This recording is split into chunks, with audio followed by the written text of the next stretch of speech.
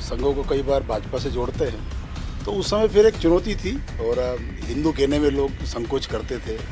संघ से लोग दूरी बना करके रखते थे क्योंकि आपातकाल के बाद का समय था। हमने तो पद्मश्री का जो सम्मान मिला है वो भी वहाँ के समाज को ही समर्पित कर दिया, उन्हीं के कारण मिला है, तो इसलिए मेरा कुछ नहीं है। जंगल खत्म होना तो ठीक है, लेकिन फिर से जंगल लगाया जा सकता है जन भागीदारी के माध्यम से, समाज के सहयोग से। सोना घाटी की पहाड़ी उसका एक उदाहरण। पानी तो पर्याप्त गिरता है लेकिन पानी रुकता नहीं, पहाड़ी क्षेत्र होने के कारण पानी बह जाता है। तो एक एक गाँव में ऐसे 2-2, 3-3 बोरी बंधान बनाना शुरू किए, उससे फिर चमत्कार हुआ और गाँव-गाँव में ऐसा पानी रुकने लगा। 400-500 गाँव में काम किया तो एक बड़ा परिवर्तन भूजल वर्धन में आया और लोगों को सिंचाई के रूप में भी पानी मिलने लगा धीरे धीरे। जिस दुनिया जिस चेतावनी दे रही है, अगर उसको हम नहीं समझे तो हमारी आने वाली पीढ़ी के लिए बाकी चीज़ें तो ठीक है, पीने का पानी नहीं मिले। गांव जो है वो पूरा जलयुक्त गांव बना, स्वच्छ गांव बना और फिर उसके बाद में उस गांव में होम स्टे को लेकर के जो एक कल्पना आई थी, तो बैतूल जिले में सबसे पहले हमने और पर्यटन विभाग से निवेदन करके उस गाँव को चुना। नमस्कार, पॉडकास्ट विद शरद, बहुत बहुत स्वागत है आपका हमारे इस पॉडकास्ट में। और आज हमारे साथ इस पॉडकास्ट में जो मेहमान हैं वो पर्यावरण संरक्षण, उनको पद्मश्री से अभी पद्म सम्मान से विभूषित वो हुए हैं। बड़े गर्व की बात है हम सबके लिए, क्योंकि पर्यावरण एक ऐसा क्षेत्र है जो कहता नहीं कि आइए मेरी सेवा करिए, वो देना जानता है और वोट भी नहीं मांगता वो। और माफ़ कीजिएगा, मुझे कहने में संकोच नहीं कि वोट का मुद्दा भी नहीं बनता वो, लेकिन जो दायित्व 22 साल की उम्र में, 23 साल की उम्र में उनको मिला, तो चल बंजारे तुझे बुलाता नया बसेरा, चल निकले। और बैतूल ही उनका दूसरा घर हो गया।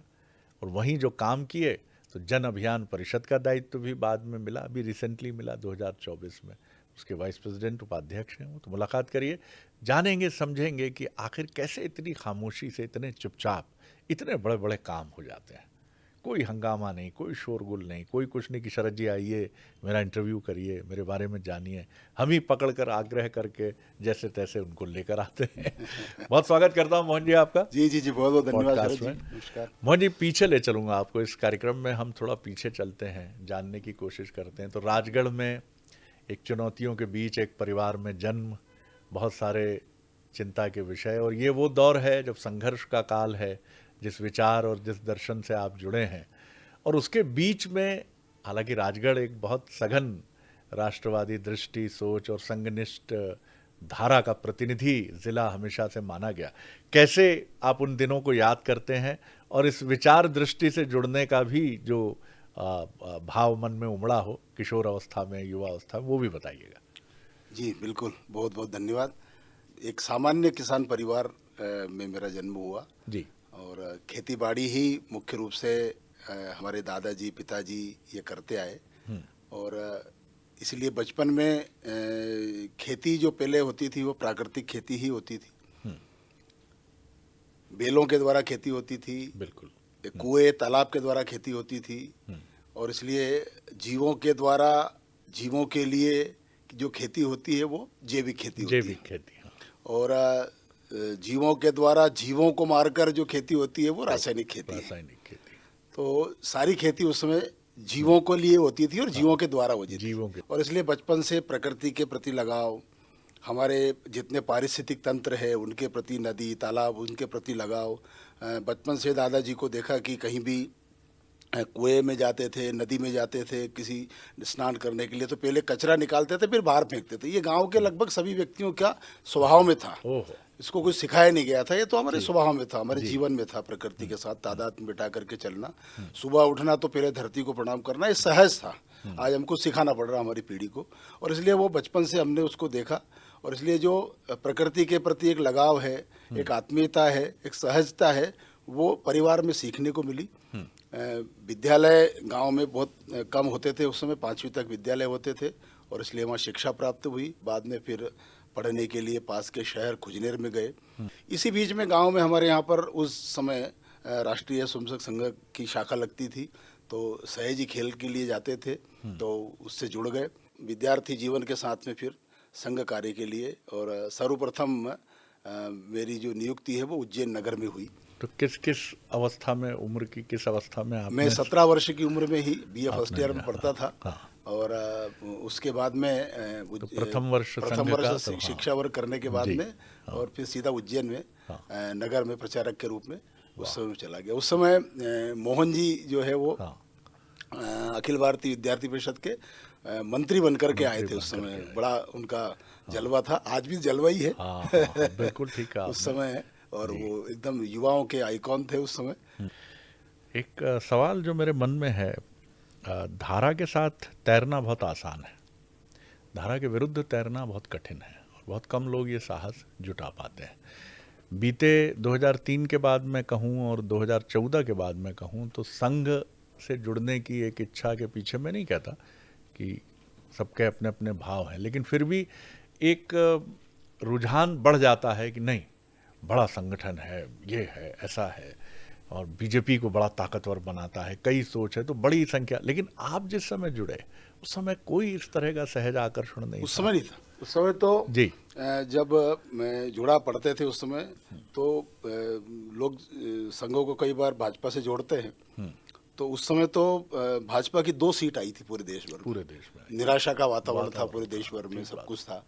तो उस समय फिर एक चुनौती थी और हिंदू कहने में लोग संकोच करते थे। संघ से लोग दूरी बना करके रखते थे क्योंकि आपातकाल के बाद का समय था और एक बार सरकार आके जा चुकी थी विचारधारा की, इसलिए लोग डरते थे और इसलिए चुनौतीपूर्ण काम था, युवा अवस्था थी और काम करना चाहिए अपने समाज के लिए और इसलिए निकल गए। और फिर इच्छा ऐसी थी कि असम और पंजाब जाकर के काम करें उस समय। तो हमने कहा कि उग्रवाद से प्रभावित हाँ, हमने कहा क्षेत्र था। हमको आप असम पंजाब या ऐसे क्षेत्र में भेजिए कि अगले कुछ वर्ष तक हम काम करना चाहते हैं। तो उस समय शरद जी मेहरोत्रा प्रांत प्रचारक थे। तो उनने कहा कि असम पंजाब जाओगे? तो मैंने कहा बिल्कुल आप भेज दीजिए। तो बोले तो असम पंजाब तो नहीं, लेकिन तुमको मध्य प्रदेश का असम पंजाब भेजते हैं। ओह, तो बैतूल जाओगे? मैंने कहा चले जाएंगे। हाँ, तब तक बैतूल का केवल नाम पुस्तकों में पढ़ा था। भवानी प्रसाद मिश्र जी की कविता पाठ्यक्रम में उस समय 10वीं में हुआ करती थी। सतपुड़ा के घने घने जंगल, जंगल, जी, सतपुड़ा के हाँ, घने जंगल, घूमते ऊँघते अनबने अनबने जंगल, जंगल, झाड़ जी, ऊंचे और नीचे, हाँ, चुप हाँ, खड़े हैं आँख नीचे। तो उस समय वो कविता थी, तो उसी के नाते से और बैतूल का नाम उस समय सुना था। तो जुलाई के वहाँ में और 1992 में और हमारा स्थानांतरण और नियुक्ति जो है बैतूल जिला प्रचारक के रूप में हुई। और फिर वहाँ जाकर के जब बैतूल को पहली बार देखा तो बैतूल प्राकृतिक दृष्टि से, वन संपदा की दृष्टि से, जन संपदा की दृष्टि से और लोगों की सहजता की दृष्टि से अत्यंत ही धनी जिला, लेकिन संघ कार्य की दृष्टि से अत्यंत जो है वो कमजोर जिला कहा जाता था उस समय। हाँ, उस समय। और संघ कार्य वहाँ नहीं था। तो मैं केवल 1 साल तक तो घूमता रहा पूरे जिले में, कैसा है वातावरण, क्या है, कौन लोग बहुत रहते हैं। विस्तृत है बैतूल। हाँ, जी, 1400 गांव है लगभग और काफ़ी बड़ा जिला है, वन क्षेत्र ज़्यादा है। जी, तो पहले केवल घूम करके और यहाँ क्या करना चाहिए, कैसे काम करना चाहिए, तो उसको लेकर के थोड़ा सा एक वहाँ के कार्यकर्ताओं से पूछ करके, स्थानीय समाज से मिल करके वहाँ की प्रकृति, वहाँ की संस्कृति, वहाँ का रहन सहन 1 साल फिर इसको समझने में लगा। और फिर धीरे धीरे संघ कार्य प्रारंभ किया। कुछ स्थानों पर शाखाएं प्रारंभ हुई, पहले से भी कुछ और काम था। स्थानीय कार्यकर्ता थे जो बाहर से आकर के कुछ कर्मचारी देते थे, वो काम करते थे। और फिर धीरे धीरे स्थानीय समाज में छात्रावासों में जाकर के ये जो सरकारी छात्रावास है उसमें विद्यार्थियों से ऐसे काम करना प्रारंभ किया। धीरे धीरे लोग जुड़े। जैसा ये संगठन ने कहा कि यहाँ बहुत रहना अद्भुत है, है, बहुत पहले अद्भुत तो है। कुछ सोचा, बताया भी कि कुछ करना है, जी। लेकिन जब आग्रह किया सबने कि ये हुआ तो यहाँ इस जिले में चुनौतीपूर्ण कार्य है, तो फिर वन लाइफ वन मिशन ये भाव बन करके फिर वहीं पे जुड़ गए। ये बताइए कि इस पूरी प्रक्रिया के दौरान मैं जानता हूं कि जब किसी विचार के प्रति समर्पण गहरा होता है, इसको मैं आज़ादी की लड़ाई से भी जोड़ कर देखता हूं कि 23 साल के भगत सिंह जेल में उनका वज़न बढ़ जाता है। जब लोग फांसी की सज़ा सुनकर खाना पीना बंद कर देते हैं तो एक नौजवान जिसने वो वहाँ पुस्तकें पढ़ रहा है, आनंद उठा रहा है और कह रहा है कि फांसी का फंदा तो मेरी दुल्हन है, उससे तो मेरा विवाह होने जा रहा है। दुखी क्यों हूँ। तो विचार के प्रति जो व्यक्ति समर्पित होता है उसके मन में द्वंद्व नहीं होता, लेकिन उसके परिवार के मन में हो सकता है, उसके मित्रों के मन में हो सकता है। नई नई नववधू आई है, विवाह हुआ है अभी अभी 92-93 में, उसके मन में संदेह होगा कि किन भोले बाबा जी के साथ गठबंधन हो गया, कुछ 2 वक्त की रोटी का भी जुगाड़ होगा।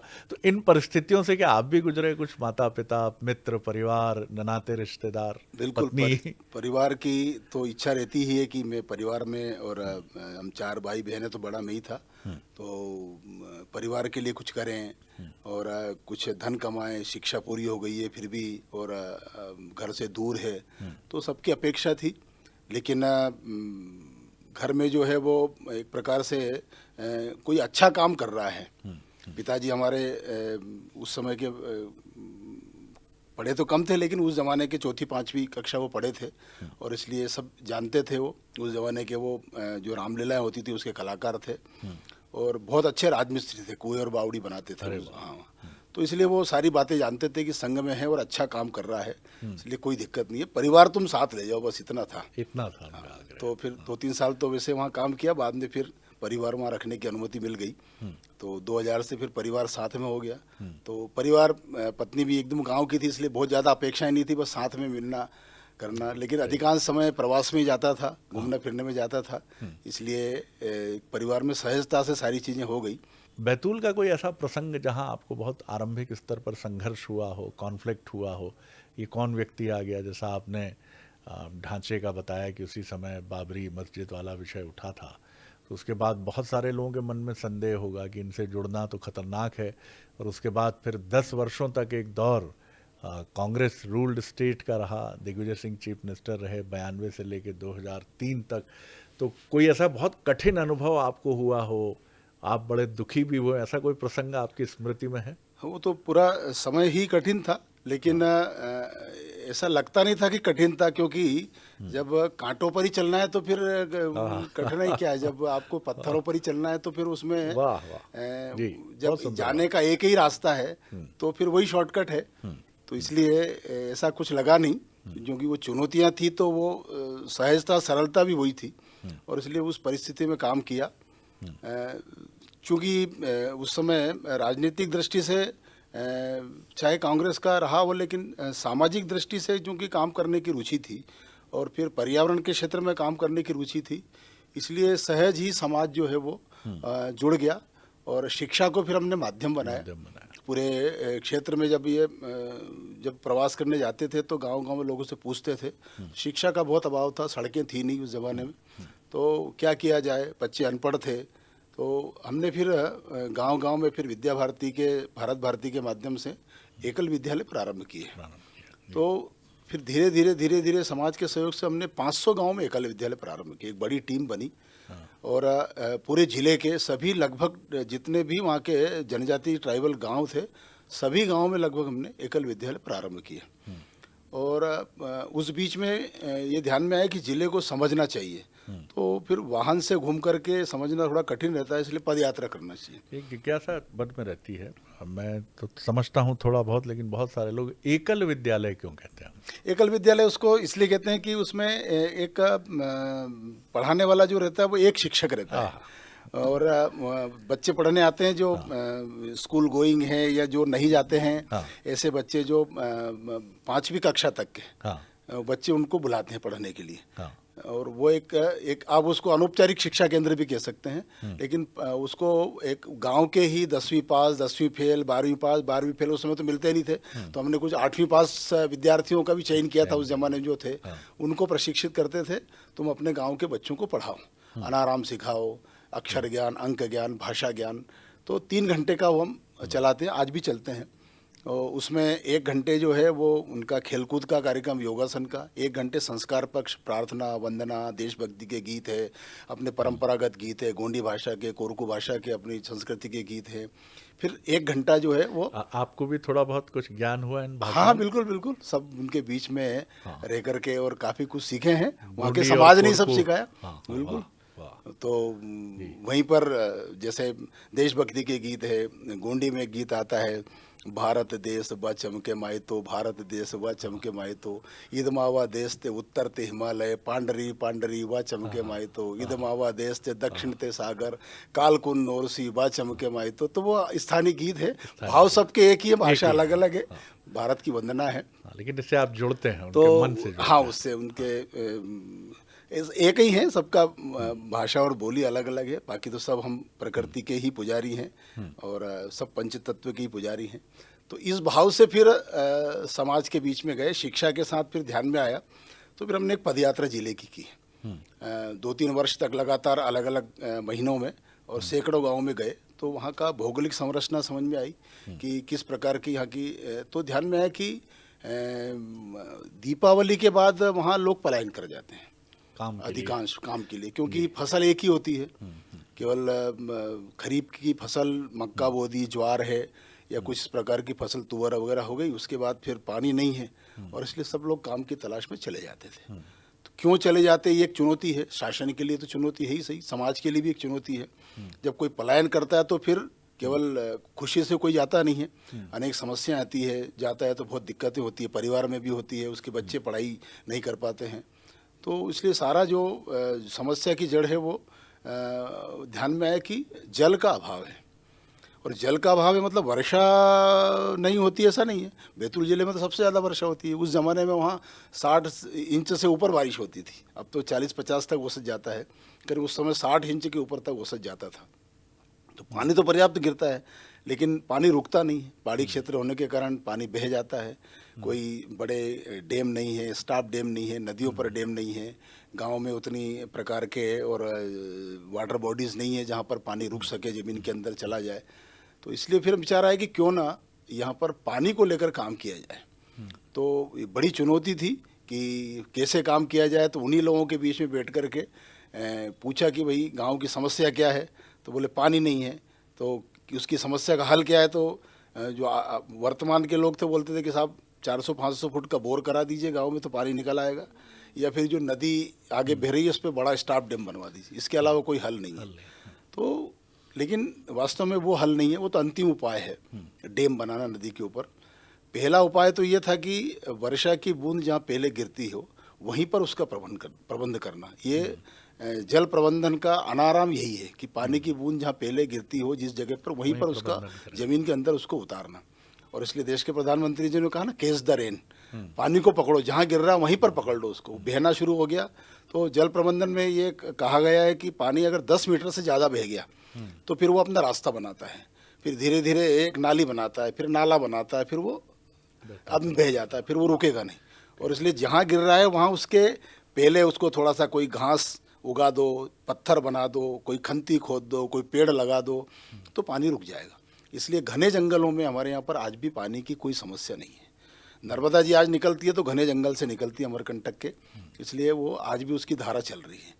जिस पहाड़ से पेड़ खत्म हो गए वहाँ पर पानी रुकना बंद हो गया, और इसलिए उस पहाड़ पर फिर से अगर आपको पेड़ लगाना है तो ही वहाँ से पानी रुकेगा, और पेड़ लगाना है तो पानी की चाहिए। तो इसलिए फिर हमने ये काम प्रारंभ किया कि पहाड़ों पर पानी रोकना है।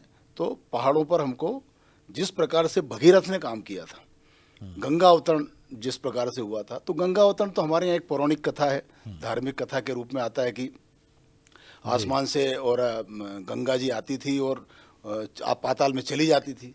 तो फिर पूर्वजों ने जटाओं में रोका। लेकिन उसके पहले भी बहुत सारे काम हुए वहाँ हिमालय पर। भगीरथ ने गायें चराई, 60,000 सगर पुत्र पेड़ लगा लगा करके बलिदान हो गए, मर गए। तो कथा उनके दूसरे रूप में आती, लेकिन कथा तो वास्तविक यही है। तो इतना सब करने के बाद फिर जब पेड़ लगे तब शिव जी की जटाएं, मतलब पेड़ों की जड़ें हैं, पेड़ों की शाखाएं, यही जड़ें थी। फिर भगीरथ ने जो है वो अलग अलग नदियों को, अलकनंदा, भगीरथी और इनको जाह्नवी, इन सब की धाराएं जोड़ी। फिर हिमालय पर पानी रुकने लगा, जो आता था चला जाता था। आकाश से गंगा आना मतलब पानी गिरना, और फिर वो हिमालय पर रुकना, और फिर छोटी छोटी धाराओं को एक साथ मिला करके फिर मैदान के क्षेत्र में लाना। तो इसलिए गंगा अवतरण इसको कहते हैं। बाकी तो जो कथा है हमारे यहाँ पर विज्ञान को समझाने के लिए, क्योंकि भारत धार्मिक देश है और इसलिए यहाँ पर साइंस को भी अगर समझाना है तो धर्म के माध्यम से बताया गया। तो कुल मिलाकर गंगा अवतरण हर पहाड़ पर हमको करना होगा और इसलिए वर्षा का जल वहाँ ठहराना है और इसलिए गांव के लोगों के साथ मिलकर के उन्हीं से पूछ करके वहाँ का जनजाति आदिवासी समाज ने ही हमको मंत्र दिया कि पहाड़ पर पानी रोको और इसके लिए फिर हम खंतिया खोदना हमने प्रारंभ किया, कंट्रोल ट्रेंच बनाना पहाड़ों के ऊपर और हर पहाड़ पर फिर गांव के लोगों के सहयोग से ही और गेती फावड़े ले जाना और वहाँ खंतिया खोदना सरकार के बिना सहायता के, गांव के लोगों के सहयोग से। और बरसात के पहले ये काम करना ताकि उसमें पानी रुके और बरसात के बाद में फिर जो पानी बह के जाता था नदी में, स्टाफ डैम की भी कमी थी उस समय, जो स्टाफ डैम बने थे वो भी ऐसे बने थे कि बना के चले जाते थे सरकार के। अब केस उस समय जो जहाँ सुविधा होती वहाँ बना के चले जाते, भले 100 मीटर भी पानी नहीं रुके, लेकिन बड़े बड़े लाखों करोड़ों के डैम बने हुए थे लेकिन पानी रुकता नहीं था।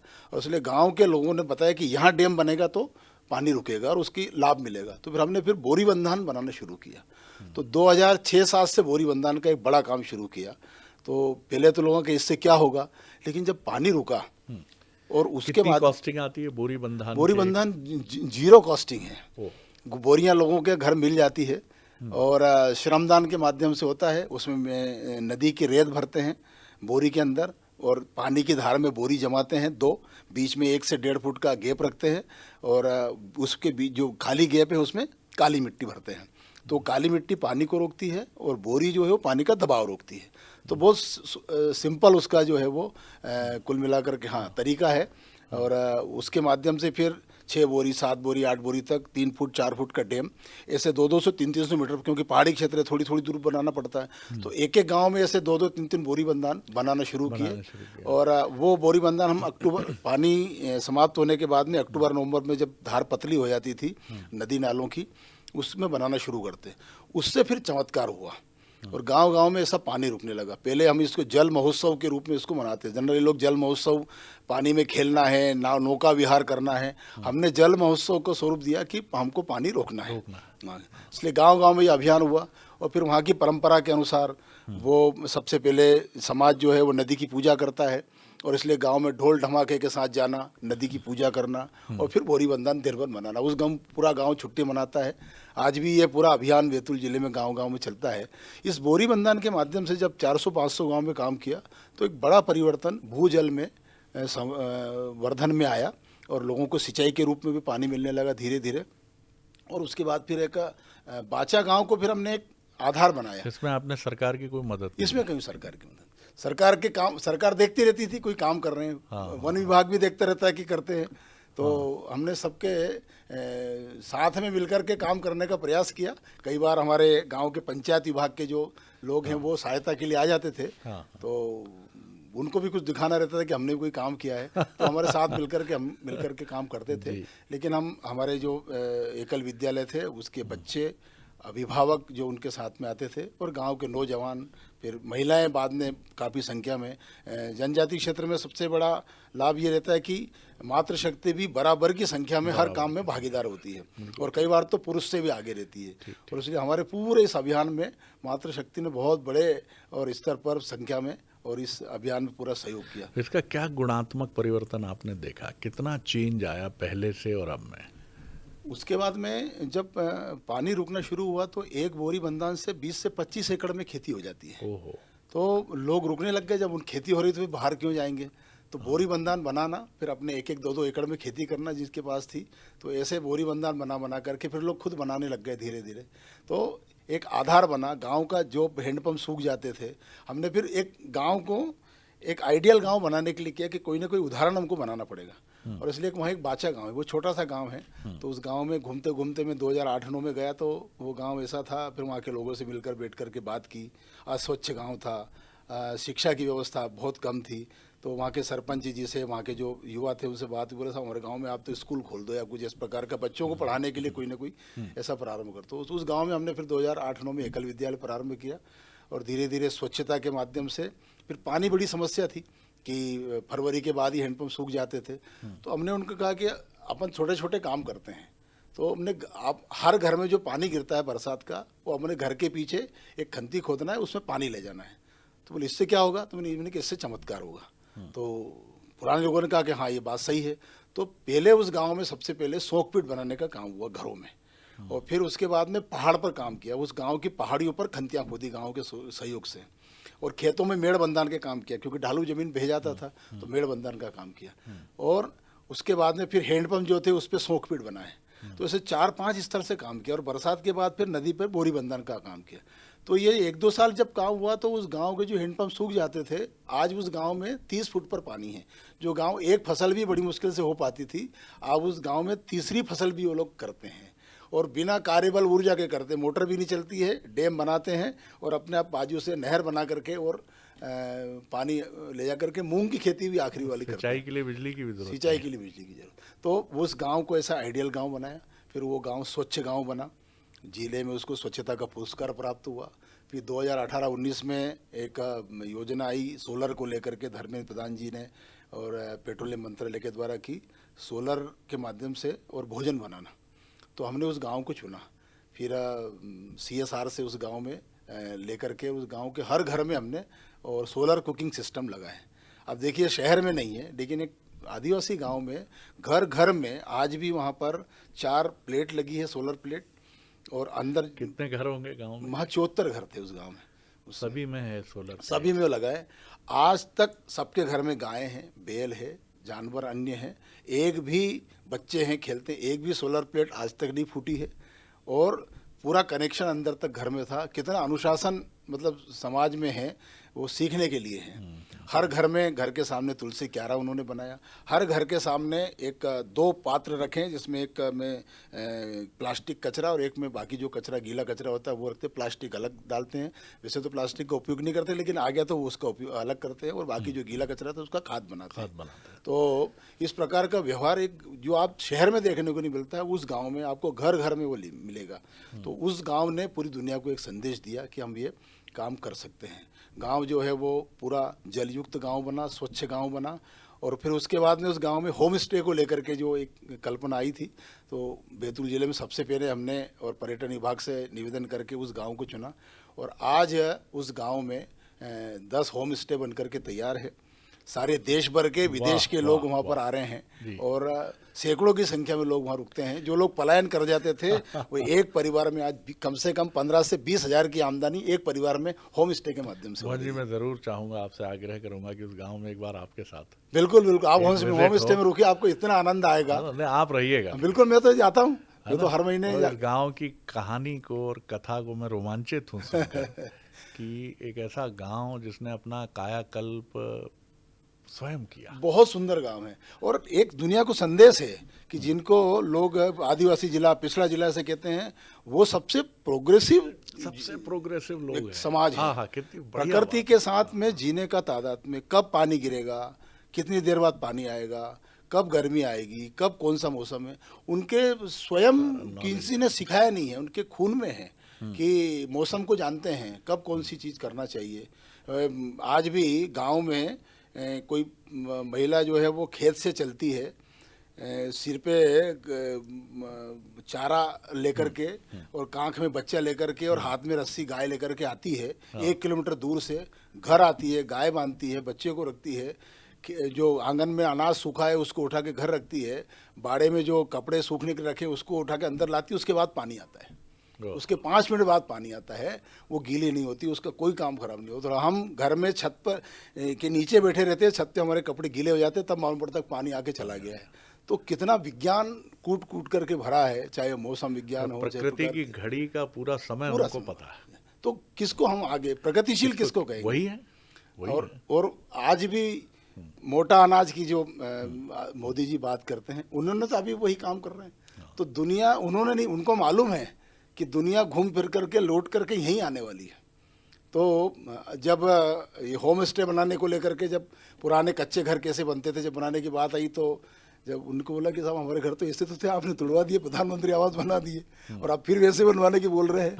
तो वो उनको मालूम है दुनिया यहीं आने वाली है, इसलिए बहुत बदलाव उन्होंने अपने जीवन शैली में नहीं किया है। आवश्यकता सबकी है, सड़क, बिजली, पानी सबके लिए वो होना चाहिए, लेकिन जीवन शैली जो है वो उनसे सीखने के लिए कैसे हम प्रकृति के साथ तादाद में बैठा करके रह सकते हैं। एक और जो गंभीर प्रश्न हमारे मन में आता है कि 1992 में जब आप 22 साल की उम्र में गए थे, कितना नष्ट कर दिया अभी हमने प्रकृति को, हमारे लालच ने, हमारे लोभ ने, हमारी अज्ञानता ने, इन तमाम चीज़ों ने। तब के बैतूल में और अब के बैतूल में आप क्या अंतर पाते हैं? मैं तो और आपको थोड़ा सा पीछे ले जाता हूँ जी।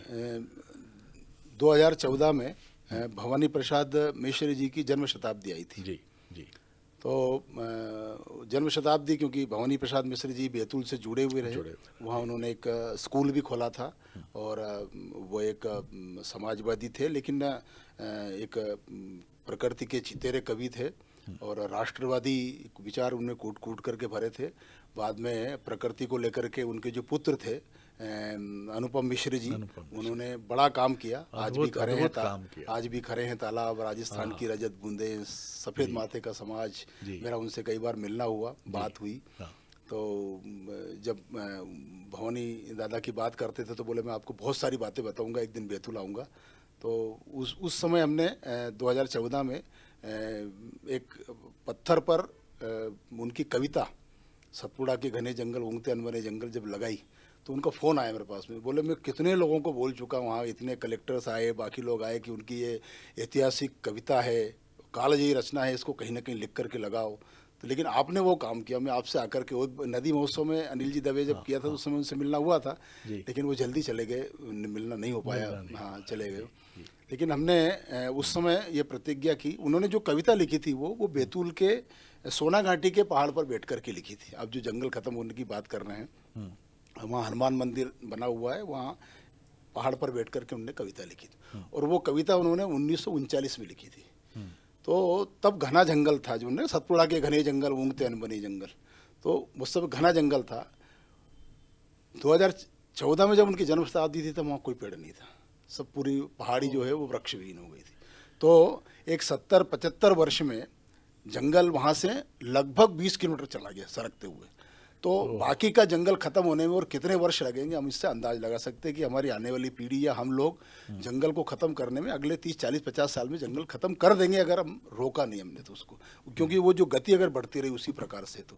तो इसलिए हमने उस समय प्रण किया कि भवानी दादा को अगर सही श्रद्धांजलि देना है तो ये पत्थर पर कविता तो ठीक है, उनकी कालजयी रचना है, लेकिन हम उस पहाड़ी को फिर से हरा भरा करें, सोना घाटी की पहाड़ी को। और इसलिए फिर बैतूल के लोगों का आह्वान किया, पूरा आसपास के गांवों के लोगों के बीच में गए, लोगों को समझाया, बताया, और हमने योजना बनाई कि इस पहाड़ी को हरा भरा करेंगे। और फिर खंती खोदने के लिए पहाड़ों पर जाना प्रारंभ किया। हम तो रोज़ जाते थे, लेकिन समाज को आह्वान करते थे कि आप रविवार के दिन आइए। पहले 50 लोग आए, फिर 100 लोग आए, 200 लोग आए, फिर 400-400, 500-500 लोग लगातार उस पहाड़ पर आकर के, पहाड़ी पर आकर के खंतियाँ खोदने लगे। खुद गेंती फावड़े लेकर के आते थे, तसला लेकर के आते थे, पानी की बोतल लेकर के आते थे, और 2 घंटे श्रमदान रविवार के दिन करना, ये सहज बैतूल के लोगों के स्वभाव में आ गया। और उस पहाड़ पर हमने और 4-5 साल में 8,000 से ज़्यादा खंतियाँ खोदी। 3-4 लोग मिलकर एक खंती खोदते थे, क्योंकि वो 6x2x2 का, कहीं 8x2x2 की खंती, 2 फुट गहरी, 2 फुट चौड़ी और 8 फुट, 6 फुट, 10 फुट लंबी, जहाँ जैसा रहता है वैसा वो बनाया। तो ये पूरा जन सहयोग से, जन भागीदारी से पूरी पहाड़ी पर काम हुआ। और जो पहाड़ी सूख गई थी, उस पहाड़ी पर वर्षा का जल रुका, वही गंगा अवतरण हुआ और उस पहाड़ में नमी आई। और जिस पॉलिटेक्निक कॉलेज में वहाँ पानी नहीं था, वहाँ दूर से डैम से पानी लेकर के आते थे, कुआं खोद करके, जहाँ पर 1000 फुट पर पानी नहीं था। केवल 2 वर्ष में वहाँ पर 150-200 फुट पर पानी आ गया। और आज 50-60 फुट पर पानी जो है, वहाँ हैंडपम्प खोदा था अभी बीच में, तो अपने आप उसमें से पानी निकल करके आ गया। तो ये छोटे छोटे काम का कितना बड़ा परिणाम हो सकता है। बाद में फिर हमने पौधे लगाए, 32,000 से ज़्यादा उसके ऊपर जो वन क्षेत्र के पौधे होते हैं वो लगाए। और जो परंपरागत जो ठूंठ थे वो फिर से हरे होने लग गए जब पानी आ गया। तो आज लाखों की संख्या में फिर से वहाँ बड़े हो गए हैं। और एक 7-8 वर्ष के बाद में उस पहाड़ी को, और 2-4 साल बाद हम कह सकते हैं सतपुड़ा के घने जंगल ऊँगते हैं। तो जंगल खत्म होना तो ठीक है, लेकिन फिर से जंगल लगाया जा सकता है जन भागीदारी के माध्यम से, समाज के सहयोग से। सोना घाटी की पहाड़ी उसका एक उदाहरण है। आपको प्रणाम है, और आपके साथ हमारे जनजाति भाइयों और बहनों को प्रणाम है, युवाओं को प्रणाम है, और प्रकृति को प्रणाम है कि देखिए हमने उसको नोच लिया, जख्मी कर दिया, घायल कर दिया, लेकिन उसको अपने को बेहतर करने की कैपेबिलिटी कितनी गहरी है। आपने थोड़ा सा संबल उसका बंधाया कि नहीं, हम आ गए हैं, हे माँ, हम आपकी मदद के लिए तैयार हैं। और वो जिसमें 1000 फीट नीचे आपको जाना पड़ता था पानी के लिए, वहाँ 40-50 फीट पे हैंडपंप पे पानी है। यानी प्रकृति कितनी तेजी से स्वयं को ठीक करती है। हमारा लोभ और लालच बड़ा गहरा है। 1-2 सवालों के साथ ख़त्म करूँगा। आगे आपका क्या विचार है? मतलब मैं तो क्या कहूँ, आपको सुन रहा हूँ तो ऐसा लग रहा है कि सुनते ही चले जाएं, और जो दर्शक भी सुन रहे हैं वो भी सोच रहे होंगे कि मैं अक्सर सोचता हूँ मोहन जी कि हम सब ने यही सीखा है कि शहर की एक अच्छी कॉलोनी में एक अच्छा घर बनाओ, अच्छी गाड़ी खरीदो, अपने बच्चे को एजुकेशन दो, और इसके बाद ये होता है कि किसी की मदद कर दो थोड़ी सी, वो भी कैश, श्रमदान नहीं, ये संभव नहीं।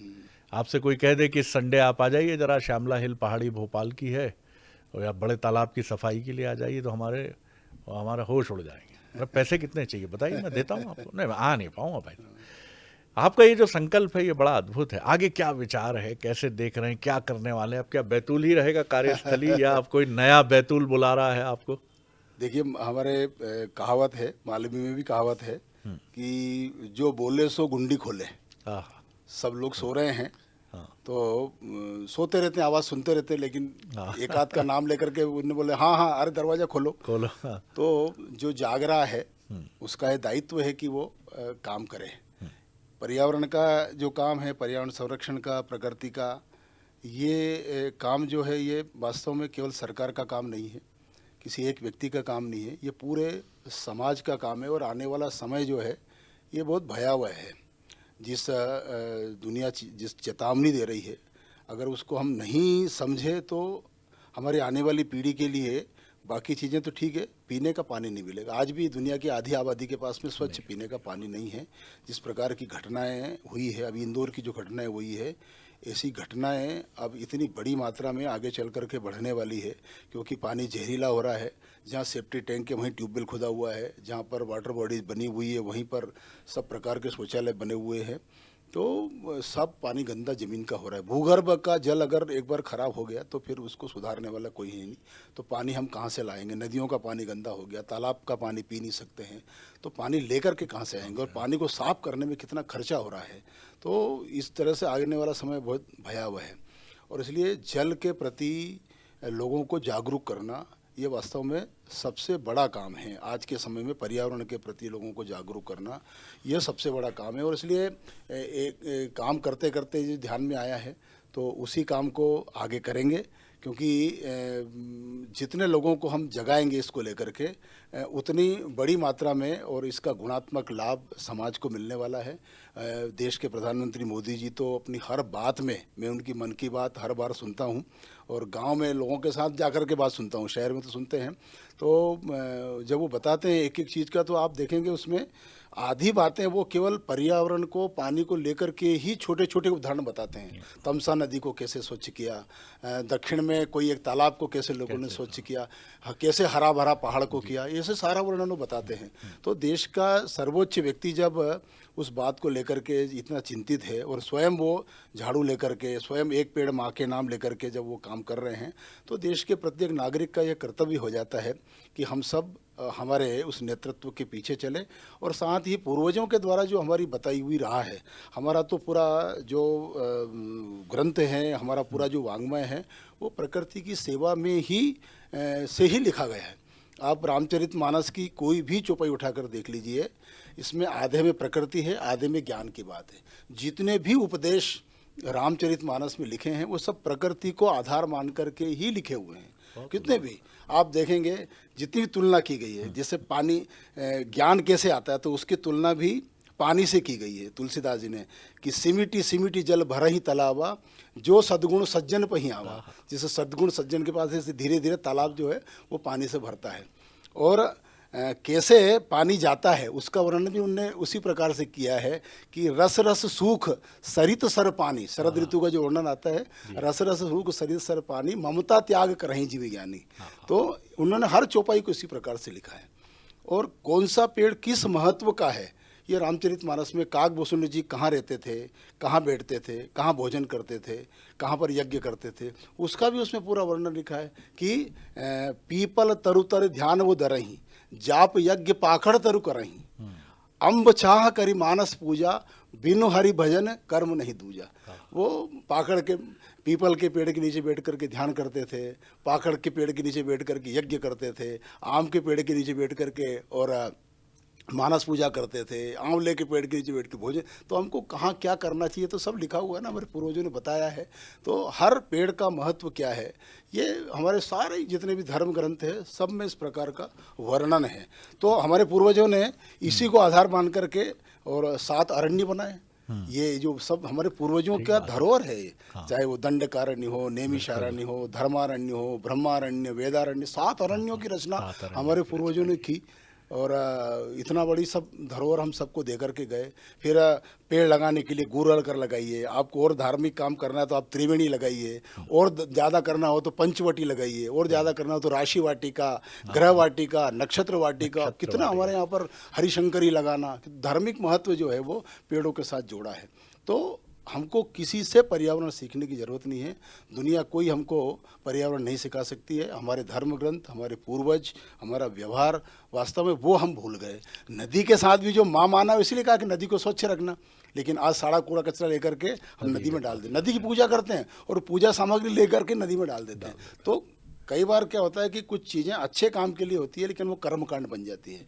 और इसलिए कभी हमारे पूर्वजों ने बहुत बड़ा काम किया होगा कि पूजा की सामग्री कहीं कचरे में नहीं डालना, इसको नदी में डालना, क्योंकि पूजा की सामग्री में सब मेवा होता था, खाद्य पदार्थ होता था, तो वो जलचरों के काम आएगा।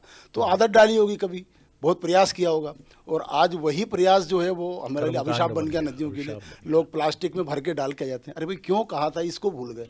तो बीच बीच में समाज को इसके लिए और ध्यान दिलाना कि वास्तव में कोई भी काम की शुरुआत क्यों हुई थी, और इसलिए वास्तव में ये काम हम करेंगे। और जैसे आपने कहा कि पिछले 30-35 साल से एक ज़िले में काम कर रहे थे, और मध्य प्रदेश के मुख्यमंत्री जी ने जन अभियान परिषद का उपाध्यक्ष बना करके, और एक प्रकार से हमको कहा है कि एक जिला नहीं, अब पूरे 55 जिले में, 313 ब्लॉक में, 23,000 पंचायतों में और 55,000 गाँव में मध्य प्रदेश के जन अभियान परिषद के नेटवर्क के माध्यम से, बड़ा नेटवर्क है मध्य प्रदेश जन अभियान परिषद का, गांव गांव तक हमारी प्रस्फुटन समितियां हैं, नवांकुर समितियां हैं, हमारे छात्र हैं।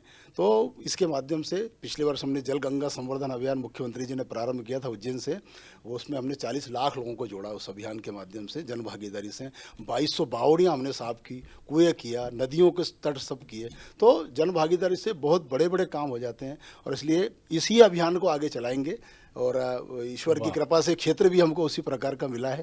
तो मुख्यमंत्री जी का मैं आभार प्रकट करता हूं कि उन्होंने ये काम हमको दिया है। उनकी बड़ी गहरी अभिरुचि है, और जिस तरह उन्होंने बताया कि इस बार आपको ये शायद पहला सिंहस्थ होगा कि जिसमें आप शिप्रा के जल से ही स्नान करेंगे, जो हर बार धर्माचार्यों की और सिंहस्थ में आने वाले साधु संतों की एक पीड़ा भी होती थी। बिल्कुल कि आपने हमें इसमें स्नान नहीं कराया है। और जैसा उन्होंने एक और उदाहरण दिया कि अब जो खान नदी और वो मिलने वाली प्रक्रिया थी, तो उसको भी रोकने के लिए उन्होंने किस तरह से अधुनातन, और इसमें आपकी भूमिका बहुत, जल जंगल जमीन के प्रति वो बहुत सेंसिटिव है, वन्य प्राणियों को लेकर के उनका बहुत अध्ययन है, और इसलिए इस दिशा में बहुत बड़ा काम कर रहे हैं, बहुत बड़ा। अब जिस तरह से अनुपम मिश्र जी ने अनेक पुस्तकें लिखी, मैं आपके अनुभव को सुन रहा हूँ, और जितनी सहजता से आप हमें बता रहे हैं कि जनजाति समुदाय के साथ एक क्रांति कैसे बड़े चुपचाप तरीके से आपने बैतूल जिले में रच दी। कुछ पुस्तकों पर काम शुरू कर रहे हैं आप जल्दी? क्योंकि ये आने वाली पीढ़ी को, जी कुछ पुस्तकें मैंने लिखी है। इसमें एक चातुर्मास पुस्तक थी, उसको और मध्य प्रदेश साहित्य अकादमी की तरफ से और पुरस्कार मिल चुका है। वाह। तो दुष्यंत कुमार पुरस्कार मध्य प्रदेश साहित्य अकादमी का, तो वो पर्यावरण पर लिखी हुई पुस्तक है।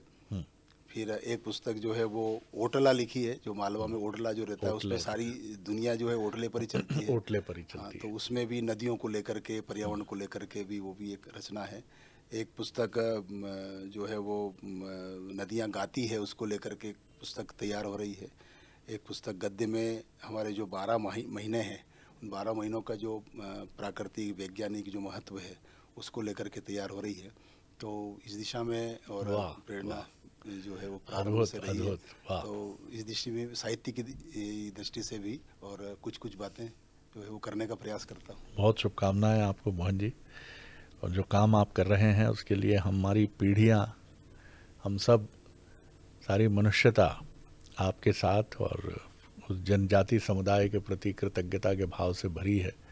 जिन्होंने ये बताया है कि सब कुछ हमारे पास है, हम सब कुछ कर सकते हैं। बहुत प्रणाम है। तो ये थे पद्मश्री, जिनको हाल ही में अवार्ड हुआ है ये, और बिल्कुल उचित। और मैं प्रणाम करूंगा कि जो चयन करता रहे हैं उन्होंने किस तरह से एक कार्य को प्रणाम किया है। हालांकि ये कार्य बहुत बड़ा है, ये किसी पुरस्कार से भी, क्षमा कीजिएगा, बड़ा कार्य है, क्योंकि ये मनुष्यता को बचाने का कार्य है। लेकिन फिर भी पुरस्कार ये बताते हैं कि हम ठीक दिशा में बढ़ रहे हैं, हमें देखा जा रहा है, समाज हमारे काम की सराहना कर रहा है। लेकिन आप और हम जो मनाली बर्फ़ गिरना वहाँ भागते हैं, जाइए, अच्छी बात है, लेकिन अपने बैतूल भी जाइए, जहाँ बैठकर भवानी दादा ने कविता लिखी थी उसको भी देखिए। वो जो होम स्टे बने हैं उनमें जाइए, मोटे बाजरे की रोटी खाइए वहाँ, मिलेट्स जिसको आप बड़ी अंग्रेज़ी में बड़े गर्व से कहते हैं, और वहाँ बैठ के मोहन जी और हमारे आदिवासी समुदाय के इस अद्भुत कार्य को देखिए, सराहिए, प्रणाम करिए। पॉडकास्ट विद शरद में इतना ही। अगली बार एक और पर्सनैलिटी के साथ मिलेंगे। नमस्कार।